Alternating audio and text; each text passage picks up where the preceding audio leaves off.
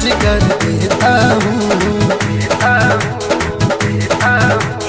पांडे जी का बेटा हूँ, चुम्मा चिपक के लेता हूँ। हाँ पांडे जी का